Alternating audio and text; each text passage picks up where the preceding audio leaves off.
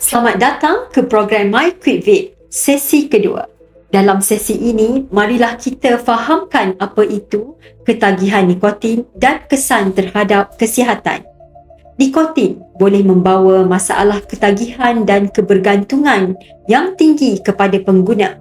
Gejala-gejala ketagihan nikotin adalah sakit kepala, gelisah, tidak boleh fokus, loya dan mual, masalah tidur, cepat marah dan hilang sabar, berpeluh, kemurungan dan lain-lain. Apabila ini berlaku, pengguna vape terpaksa mengelakkan dan mengurangkan gejala ketagihan nikotin supaya boleh berfungsi seperti biasa. Anda mempunyai kebergantungan nikotin yang tinggi apabila anda ingin berhenti, tetapi sukar. Terdapat juga beberapa situasi kebergantungan tinggi yang menyebabkan anda perlu menghisap vape seperti selepas makan, situasi stres, marah, kesunyian dan kegembiraan, terutamanya bila diambil bersama alkohol dan berada bersama pengguna vape yang lain.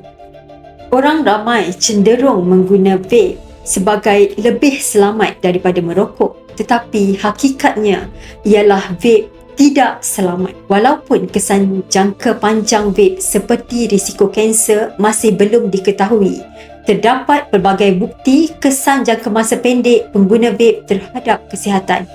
Kesan serta-merta pengguna vape yang boleh didapati adalah seperti batuk, sakit tekak, iritasi pada mata, sakit kepala, sukar bernafas dan sebagainya.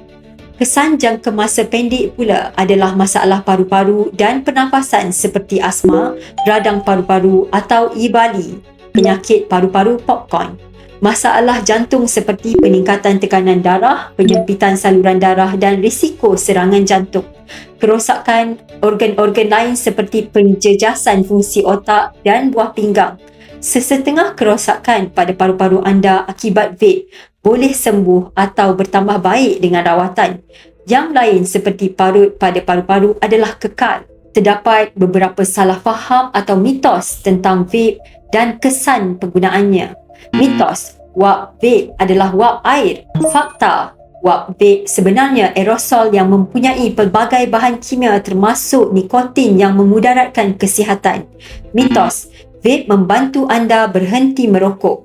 Fakta, analisa kajian dari seluruh dunia menunjukkan bahawa vape tiada bukti kukuh membantu berhenti merokok dan mengurangkan kebergantungan kepada nikotin.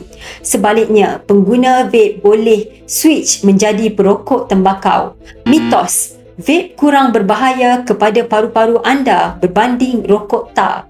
Fakta, vape menghasilkan beberapa bahan kimia toksik yang menyebabkan kecederaan paru-paru yang teruk.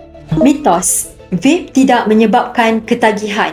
Fakta, nikotin dan perisa dalam kartridge rokok elektronik menjadikannya ketagihan seperti rokok tradisional. Nikotin ialah produk tembakau beracun yang menyebabkan ketagihan. Jenama vape tertentu mengandungi lebih banyak nikotin daripada rokok tradisional. Sebaliknya, hanya segelintir e-rokok bebas nikotin di pasaran. Mitos, vaping membantu melegakan ketekanan dan kebimbangan.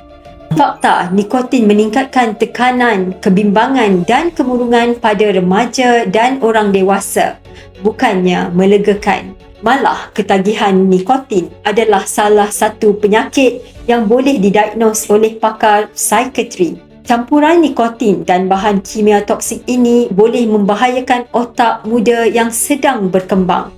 Adakah anda masih percaya bahawa vape lebih selamat daripada rokok? Saya harap anda kini berasa lebih was-was untuk meneruskan penggunaan vape ataupun mahu berhenti.